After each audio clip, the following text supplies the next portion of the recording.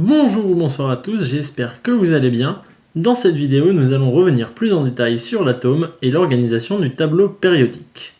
Mais tout d'abord, laissez-moi vous présenter Nissa, une intelligence artificielle qui assistera les vidéos. Sans plus attendre, commençons par la composition de l'atome. En effet, comme le souligne Nissa, l'atome ne ressemble pas à la représentation que beaucoup ont l'habitude de voir, et qui se trouve dans la première vidéo à la base. Nous y reviendrons un peu plus loin. Parlons un peu des particules élémentaires. Il existe deux sortes de particules élémentaires. La première concerne les constituants de la matière, et la seconde les bosons. 12 particules sont des fermions, elles sont rangées en deux catégories, comprenant chacune 3 familles. Première catégorie, les quarks. Première famille, up and down. Deuxième famille, charm and strange. Troisième famille, top and bottom. Deuxième catégorie, les leptons. Première famille, électrons, neutrinos électroniques. Deuxième famille, muons, neutrinos muoniques. Troisième famille, tau, neutrinos tauiques.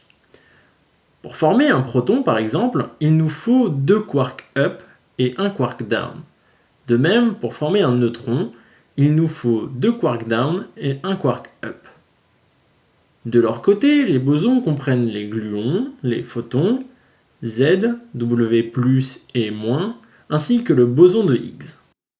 Enfin, notons l'existence également d'antiparticules, qui sont des particules de charge opposée à celles dites standards. Abordons maintenant le nuage électronique. Comme nous l'avons indiqué un peu plus tôt, l'atome ne ressemble pas à la particule que la plupart des gens ont en tête. En effet, les électrons ne se positionnent pas n'importe comment autour de l'atome, mais ils sont organisés par couches. Deux configurations existent, mais nous ne parlerons pour l'instant que de celle du type KLM, la plus simple, car la seconde, plus complexe, aborde des notions de mécanique quantique et sera abordée dans une prochaine vidéo. Chaque couche contient un nombre limité d'électrons égal à 2n², avec n le numéro de couche. De même, leur position sur cette couche n'est pas fixe, et une représentation plus exacte inclut un nuage de probabilité de la position des électrons. L'atome d'hydrogène est le plus simple existant.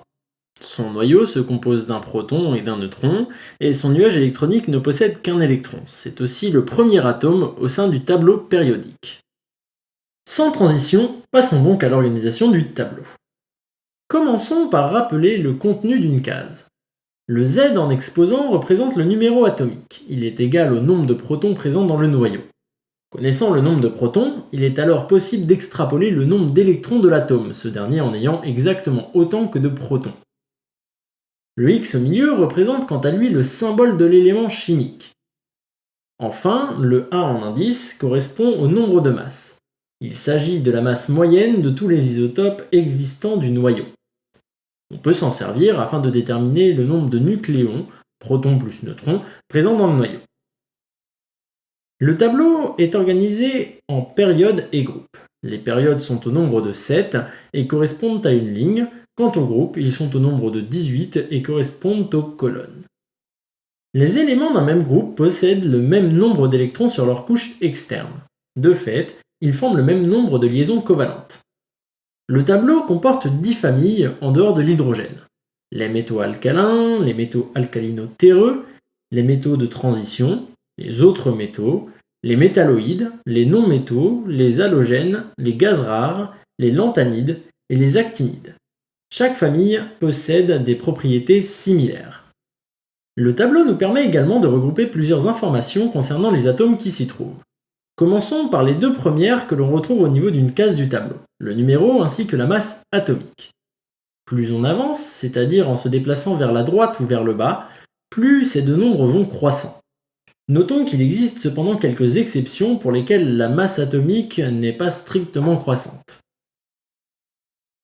Il est également possible d'observer l'évolution de l'électronégativité qui, quant à elle, augmente du bas vers le haut et de la gauche vers la droite. Enfin, le rayon atomique augmente, quant à lui, de la droite vers la gauche et du haut vers le bas. N'hésitez pas si la vidéo vous a plu à mettre un j'aime, partager et à laisser un commentaire.